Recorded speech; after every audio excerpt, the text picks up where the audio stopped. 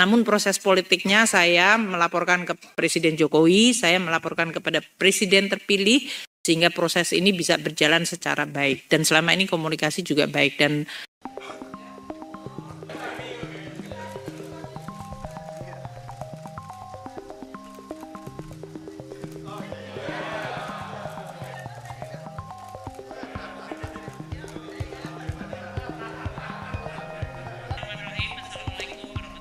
sebetulnya ini kita juga sudah mendiskusikan dalam artian karena ini adalah suatu periode transisi.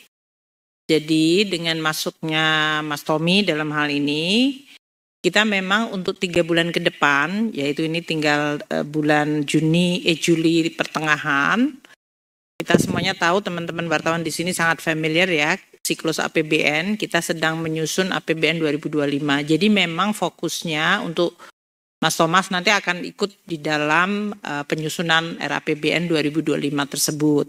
Ya ini nih sekarang dalam proses tahap penyusunan berdasarkan pembahasan dengan DPR yang kemarin sudah dilakukan.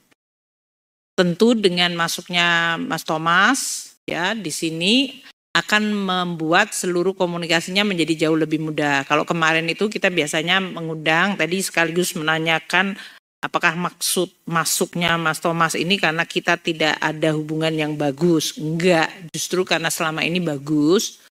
Namun dengan adanya di dalam kan jadinya enggak perlu harus ada pertemuan khusus karena sekarang dengan Mas Thomas sudah ada di sini. Sehingga seluruh proses penyusunan APBN yang Anda semuanya tahu bahwa ini akan disusun, ditulis nota keuangan dan RUU-nya dan kemudian disampaikan oleh Bapak Presiden pada tanggal 16 Agustus. Dan kemudian pembahasan dengan DPR sampai dengan waktu kalau menurut undang-undang sampai dengan Oktober. Tapi karena ini adalah masa transisi bisa saja menjadi lebih cepat. Tapi kita tidak mau mendahului, pokoknya secara undang-undang bisa sampai Oktober.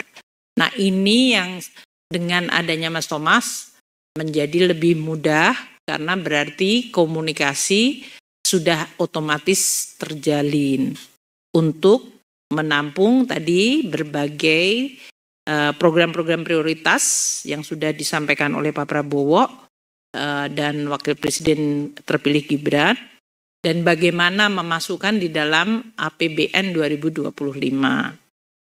Nah, untuk itu tadi untuk beberapa pertanyaan-pertanyaan khusus ya yang mengenai program, saya harap kita tidak membahasnya dulu di sini, gitu ya. Karena ini kan sedang dalam proses tentunya supaya nanti di dalam proses ini kita akan terus mengumpulkan berbagai informasi, posisi sehingga nanti akan dalam bentuk nota keuangan dan RUU yang akan dalam waktu 3 minggu. Teman-teman wartawan cukup sabar ya untuk 3 minggu dan kemudian kita sampaikan. Namun untuk memberikan gambaran seperti yang saya sudah sampaikan di beberapa kesempatan, satu, untuk RUU 2025 itu mengikuti apa yang sudah dibahas di dalam KEM PPKS dengan PPKF dengan DPR. Dan saya sudah melaporkan langsung kepada Pak Prabowo. Pak, ini sudah dibahas dengan DPR, ini formatnya seperti apa Pak Wamen? Jadi defisit antara 2,29 sampai 2,82. Inflasi gross 5,1 sampai dengan 5,6. 5,5. Inflasi 1,5 sampai dengan 3,5. Suku bunga SBN antara Pak Febri aja belum hafal yang membahas APBN-nya. Ya. 6,9 sampai 7,2. Kurs antara 15.300 sampai 15.900.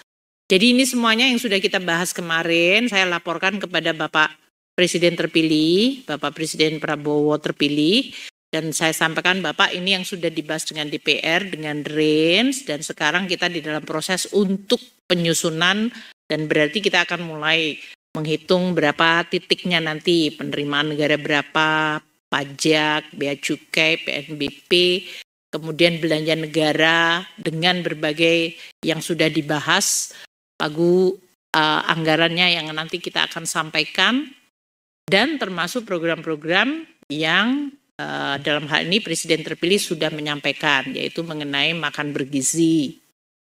Beliau juga concern mengenai masalah gedung-gedung sekolah yang rusak. Itu semuanya nanti akan kita masukkan di dalam RAPBN. Jadi mungkin untuk fairnya untuk Mas Thomas, mungkin untuk kayak gini nggak ditanya dulu ya sekarang ya, karena ini nanti masuk di dalam proses institusi yang lebih formal. Saya rasa itu, jadi untuk APBN tetap sesuai dengan yang kita bahas dengan DPR yang kemarin di paripurna sudah diketok untuk KMPPKF-nya, untuk pembahasan antara pagu mengenai asumsi dasar sudah dibahas di Komisi 11 maupun di Badan Anggaran.